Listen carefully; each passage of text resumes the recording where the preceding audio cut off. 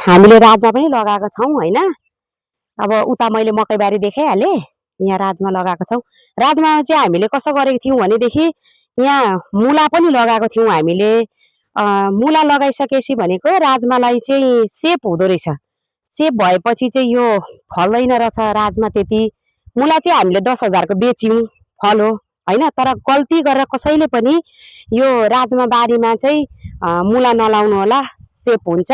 र सँगसँगै यहाँ हामीले आलु पनि रोपेका छौँ। फेरि यहाँ हेर्नु, आलु पनि हाम्रो खन्ने बेला भएको छ होइन, खन्ने बेला भइरहेछ आलु पनि हाम्रो। आलु सँगसँगै फेरि हामीले उतापट्टि बोडी, अर्को बोडी लगाएको छौँ। हेर्नुहोस् है, एउटा बोडी गर्न सक्दाखेरि के हुँदैन, हाम्रो नेपालमा सबै थोक हुन्छ। गर्न सक्दाखेरि, फलाउन सक्दाखेरि सबै थोक हुन्छ। विदेश भन्छन् मान्छे, विदेश भन्छन्, विदेश भन्छन्। हाम्रो नेपालको मान्छेहरू चाहिँ अब अल्छी भइसकिरहेछन्। अनि केही नगर्ने, बुढो विदेश गयो भने बुढोले कमाइहाल्छ नि, हामी के गर्न, किनेर खाने भन्ने तरिका छ। त्यो होइन, त्यो धारणा राख्नु हुँदैन। यसरी फलाएर चाहिँ आफूले अर्ग्यानिक फलाएर खानुपर्छ, अरूलाई पनि अर्ग्यानिक बेच्नुपर्छ। हाम्रो बोडीहरू फल्दैछन् यहाँ पनि। यो अर्को खालको बोडी हो, यो चाहिँ अर्को खालको बोडी हो। फेरि त्यो हेर्दा चाहिँ त्यस्तै देखिन्छ, तर त्यो होइन है, फेरि अर्कै खालको बोडी है यो चाहिँ।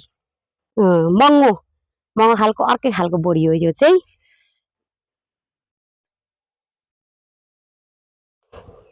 अब भन्नुपर्दा साथीहरूले यस्तो बोडी देख्नु भएको छैन पनि होला सायद। यसरी फल्छ है फेरि, यो अर्कै हो है फेरि। यो बोडी चाहिँ अर्कै है फेरि।